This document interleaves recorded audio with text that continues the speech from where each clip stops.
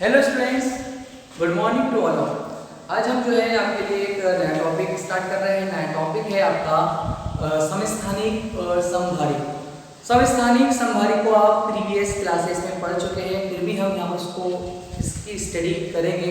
तो let's see, first of all हम बात कर रहे हैं यहाँ पर समस्थानिक की। समस्थानिक,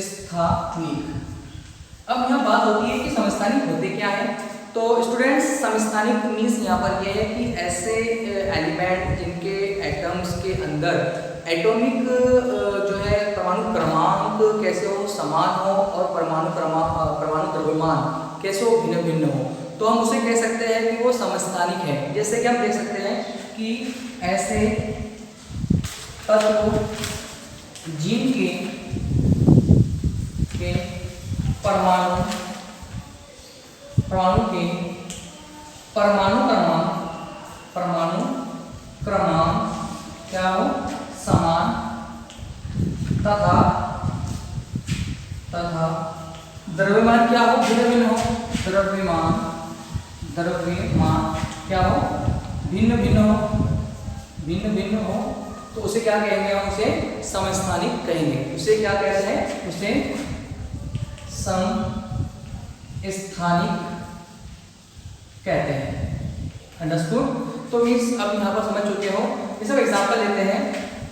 हाइड्रोजन के 3 समस्थानिक उपस्थित हैं, प्रेजेंट हैं। फर्स्ट ऑफ ऑल हम बात करेंगे यहाँ पर hydrogen 1 and 1, okay. H1 2, okay. H1 and 3।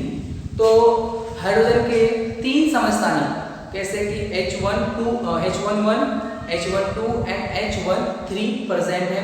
हम उसे कह सकते हैं कि ये जो है प्रोटियम है, प्रोटियम। ये क्या है, ड्यूटेरियम। ये क्या है, ट्राइटियम। तो स्टूडेंट्स, ये जो है 3 समस्थानिक प्रेजेंट है, बहुत ज़्यादा इंपॉर्टेंट है। ये समस्थानिक होते हैं प्रोटियम, ड्यूटेरियम, ट्राइटेरियम। इसी तरह से हम कह सकते हैं कि इसके अंदर, हाइड्रोजन के अंदर एक इलेक्ट्रॉन है और एक प्रोटॉन है। इसमें न्यूट्रॉन नहीं होते हैं। हाइड्रोजन के अंदर, हाइड्रोजन एक ऐसा एलिमेंट है जिसके अंदर न्यूट्रॉन नहीं है, उसमें सिर्फ प्रोटॉन है और इलेक्ट्रॉन है। तो प्रोटॉन कितने हैं, पहले वाले में 1 प्रोटॉन और 1 इलेक्ट्रॉन, सेकेंड वाले में 1 इलेक्ट्रॉन और 2 प्रोटॉन, तीसरे वाले में 1 इलेक्ट्रॉन और 3 प्रोटॉन। इसी तरह से हम एग्जांपल कोट्स कर सकते हैं कार्बन का। तो कार्बन के अंदर कार्बन के भी 3 समस्थानिक उपस्थित हैं। तो कार्बन 6 12, कार्बन 6 13, कार्बन 6 14। ये क्या है, द्रव्यमान है। क्या है, द्रव्यमान है और ये क्रमांक है।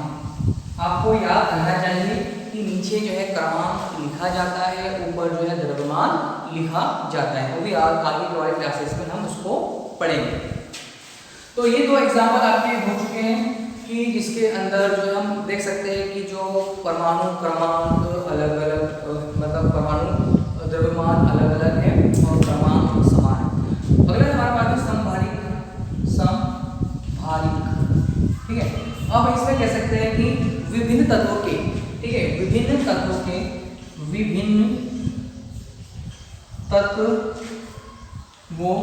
तत्वों के परमाणु द्रव्यमान समान तथा परमाणु क्रमांक क्या हो, भिन्न भिन्न हो, उसे हम क्या कहेंगे, समभारिक।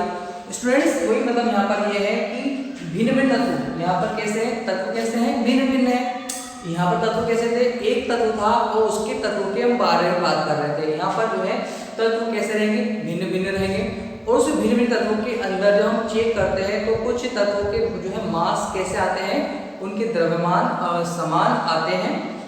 तो एग्जाम्पल कर रहे हैं यहाँ पर अपन ऑर्गन, इसके बाद में पोटेशियम, और जो इसके बाद में हम करते हैं कैल्शियम। ठीक है, तो ऑर्गन का जो परमाणु क्रमांक होता है वो 18, इसका 19, इसका इसका जो है क्या होता है 18, 19, 20 इसके क्या होते हैं परमाणु क्रमांक होते हैं।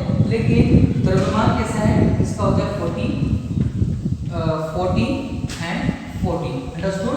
तो हम कह सकते हैं कि इनके जो द्रव्यमान है वो कैसे है, उनके द्रव्यमान जो है सबके समान आ रहे हैं और इनके परमाणु क्रमांक कैसे है भिन्न भिन्न है।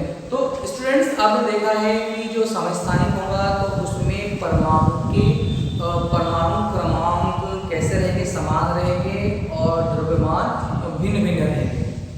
जबकि हम बात करेंगे इसकी समभारिक की, तो समभारिक के अंदर भिन्न भिन्न प्रकार के परमाणुओं के अंदर जो है द्रव्यमान समान आते हैं और उनके अंदर जो है परमाणु क्रमांक कैसे होते हैं, भिन्न भिन्न होते हैं। जैसे हमने एग्जांपल भी कोट किया है वो है आपका ऑर्गन, पोटेशियम, कैल्शियम, जिनके जो है परमाणु क्रमांक 18, 19, 20 है, लेकिन उनके जो द्रव्यमान है कैसे है 40-40 है। तो आपने दो पॉइंट की स्टडी किया है, फर्स्ट समस्थानिक और समभारिक। अंडरस्टूड।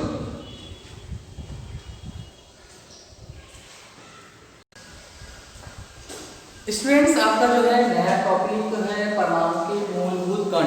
ठीक है, तो हमको बताना है कि परमाणु के अंदर जो है 3 मूलभूत कण होते हैं। जैसे कि हम कह सकते हैं कि इलेक्ट्रॉन, ठीक है, इलेक्ट्रॉन, ठीक है, प्रोटॉन और न्यूट्रॉन। ठीक है, तो 3 मूलभूत कण होते हैं। अब ये कण की जो है डिस्कवरी किसने किया, तो हम लिख सकते हैं यहाँ पर जे थॉमसन। ठीक है, इसने जो है इलेक्ट्रॉन की खोज किया है। प्रोटॉन की खोज किसने किया है, तो गोल्डस्टेन, ठीक है, और न्यूट्रॉन की खोज किसने किया है, चैडविक ने किया है। ठीक है, तो चैडविक ने जो है खोज किया है। हम बताना है कि जो है इलेक्ट्रॉन कहाँ रहता है, तो इलेक्ट्रॉन जो है केंद्र के चारों ओर घूमता रहता है। ठीक है, मतलब जो है इलेक्ट्रॉन केंद्र के चारों ओर घूमता रहेगा और जो है प्रोटॉन है केंद्र में रहेगा, केंद्र में उपस्थित रहता है और ये भी जो है केंद्र में क्या होता है, उपस्थित होता है। तो मीन्स यहाँ पर यह है कि आपने देखा है कि जो प्रोटॉन रहेगा और जो न्यूट्रॉन रहेगा वो कहाँ रहेगा, वो रहेगा प्रोटॉन और न्यूट्रॉन न्यूक्लियस के अंदर, केंद्र के अंदर रहेगा। और केंद्र के चारों चक्कर कौन लगाता है, चक्कर जो है प्रोटॉन लगाता है। अब हम बात करेंगे यहाँ पर आवेश की।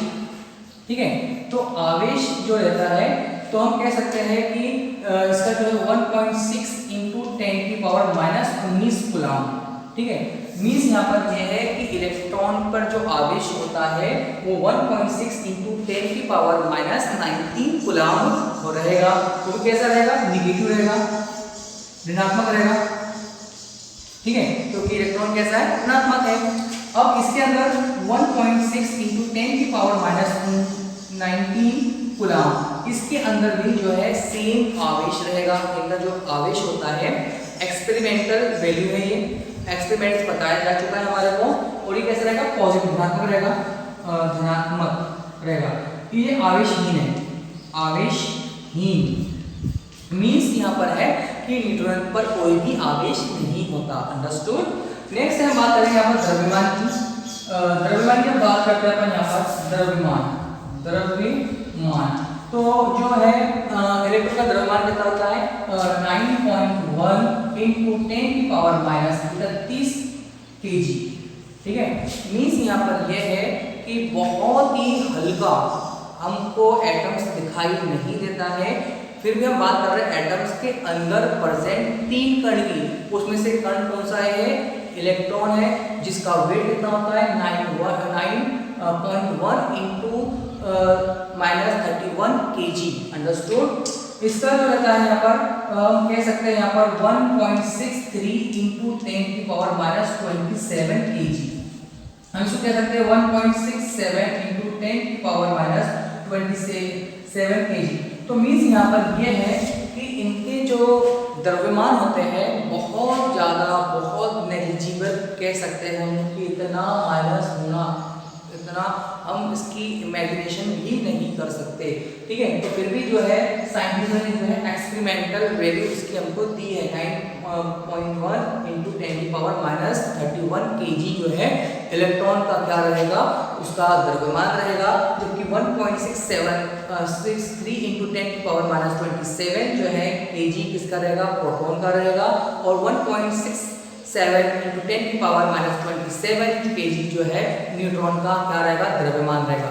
तो स्टूडेंट्स आज आपने सीखा है कि जो परमाणु होता है उसके में 3 मूलभूत कण प्रेजेंट होते हैं। एक होता है प्रोटॉन, इलेक्ट्रॉन और न्यूट्रॉन।